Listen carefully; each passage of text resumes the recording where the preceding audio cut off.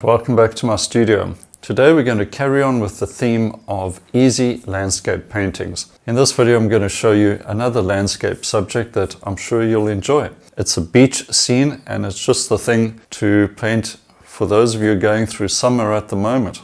I wish I was with you, but I'm going to be showing you how to enjoy a beach scene with your brush and paint. Stick around and watch the lesson coming up.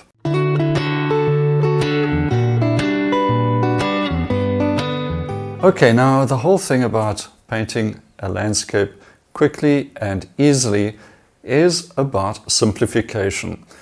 I'm going to show you in this particular scene how you can simplify the subject into a few big shapes and then adding a few little touches and details to complete the painting.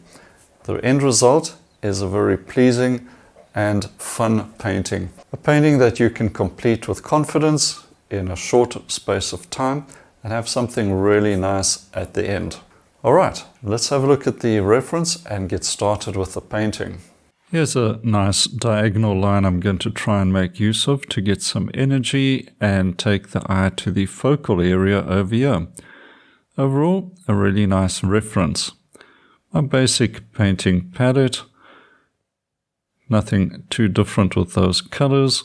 Starting off with the horizon line, using a big number 8 bristle brush, I'm painting on some oil painting paper by Arches, getting a very quick rough in of the drawing, nothing too complicated here. It's all going to come down to color and brushwork.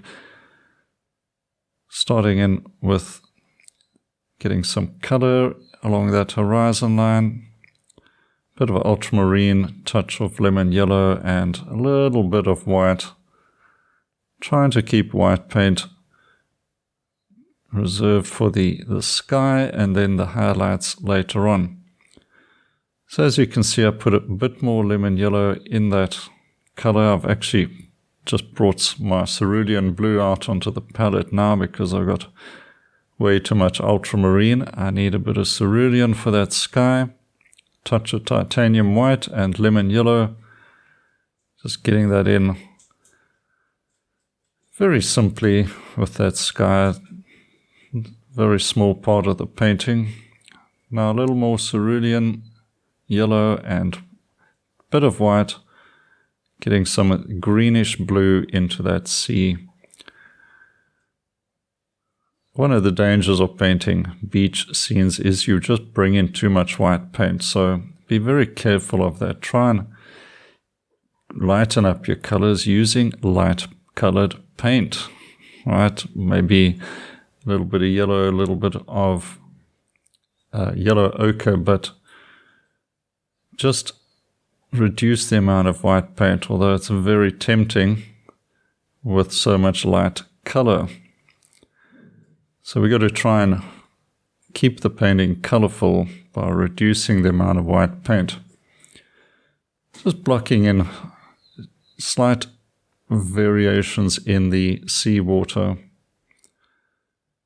So between the greens and the blues and white and touches of yellow, we try and get different colors from turquoise to this darkish green that is going to set off the focal area, and eventually I get that white paint in for the breaking waves. So there's a couple of darker lines in the water for these waves. I need to get light in between them as well to show them off.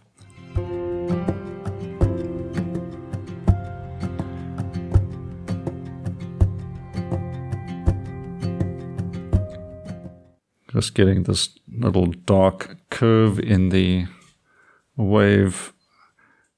That's obviously such an important part of that middle to background area.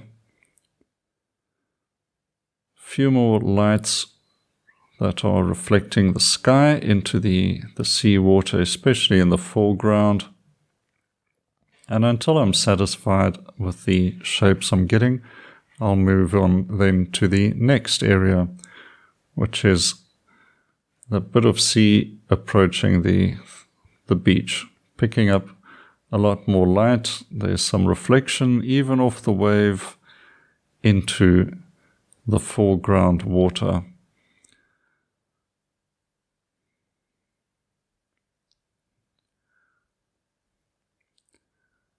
So you'll find you'll need to repaint a few areas. I'm working on a very small piece of paper. This is a 6 by 8 inch, so not too much room, and invariably you've got to squeeze out as much as you can with the limited space you have. But it's a good way to learn about shapes and making sure you get in the main shapes.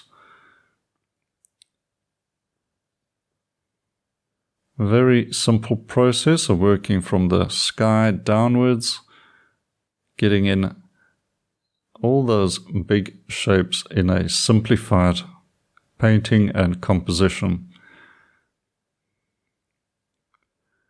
Now, a very important area is going to be the dark dune grasses in the foreground and the foreground shadow. So we're definitely going to use that as the anchor to the scene, and these darks are going to show off the lights. But you've got to be patient, you've got to get things in place, all those background colors. Now, although all these grasses are in shadow, I'm still going to try and push some light onto them. I'll call it reflected light because there is a lot of light bouncing around off the sand all over, not to mention reflection of light from the sky. So we're going to assume a little full-in light indirectly showing off some of the yellows and orange colors in the grass. Very subtle, and if I put too much in, I'll get those darks back in. So all these grasses are coming across as generally a dark shape, but with little variety to them, or little bit of variety within them. Now you see I'm just flicking the brush up to get suggestion of the grass shapes. I'm not trying to paint individual blades of grass. A little bit of alizarin into the blue to create a greyish violet, building up the shadow in the foreground. A little bit of light in between that grass, breaking it up, is very important. Try to make it look a little more natural with overlapping shapes. A few little touches of burnt sienna with ultramarine to get some hidden darks into the grass there, and it creates a little more mystery, a little more interest. I'll build up the foreground shadow a little more as I go until I'm satisfied. But now it's time for the highlight on the waves. Thick impasto with titanium white and a little bit of yellow.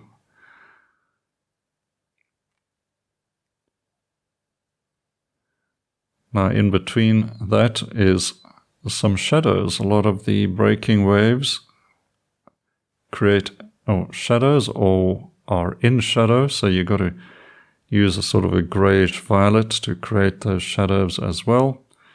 Then add more light and you get that shadow light effect. Just soften an edge along the ridge of the wave.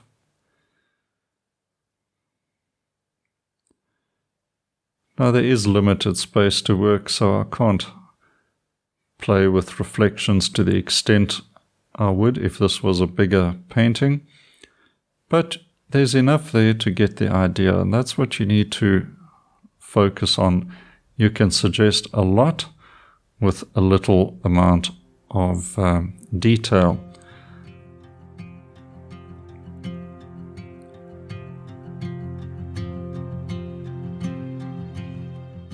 Some impasto, that's a bit of orange, titanium white, a little bit of yellow ochre.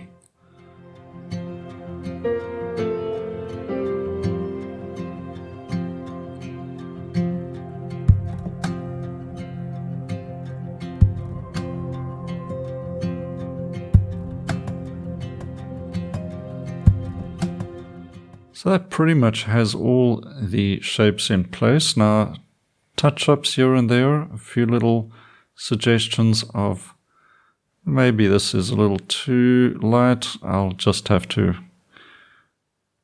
work that back in. But you test out things, you try things. If it's wrong, you go back in and fix it up. I want a little more variety into that sky, but nothing too much. I'm just adding more warmish white shadows on those clouds.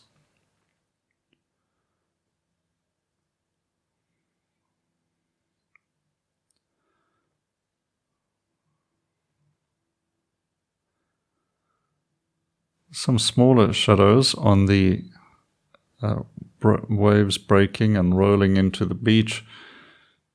It is the shadows that show up these little waves.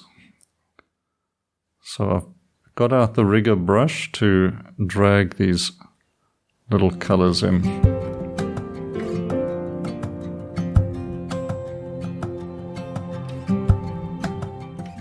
Bit of light showing through.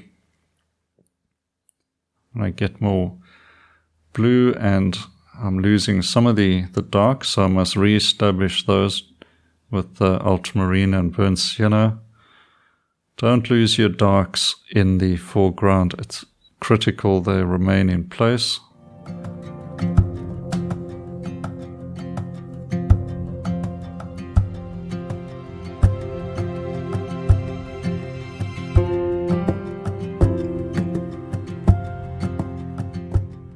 Just a little more blue into these shadows. Some violet. This blue-violet is such an attractive color that every landscape benefits from it. So I find a reason to drop that in. And of course it catches the eye of the yellow in the distance and a few little dark accents. Then a figure. We need a little figure to add a touch of life and attract the eye to the focal point.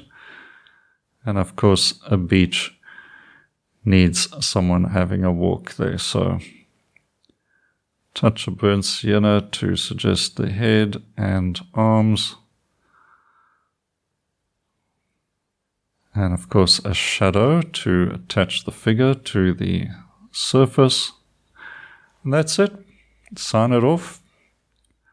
Let's get the tape off and have a look. So quickly done.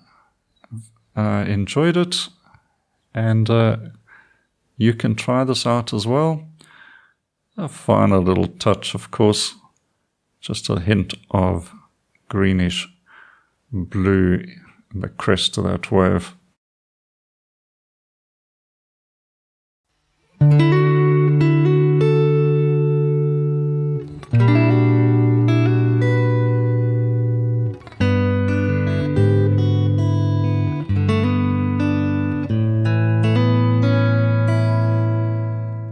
Well, I hope you enjoyed that little demonstration, and now you can see how simple it is for you to paint a beach scene. And it is, of course, about simplification. Those big shapes, the sky, the sea, the beach, and those dune grasses, basically just one big shape, not individual little grass stalks, but one big shape, and then adjust the edges. And then you get the impression of that beach grass. Not that complicated at all. So have fun trying that out for yourself. But don't forget, before you go, there's a free course for you up here and also in the description. Check them out and have a go at the demonstrations in there, and you'll do a lot for your painting. Alright, don't forget to subscribe as well. You don't want to miss the next video coming up very soon. Well, until then, have a great time with your painting, and cheers for now.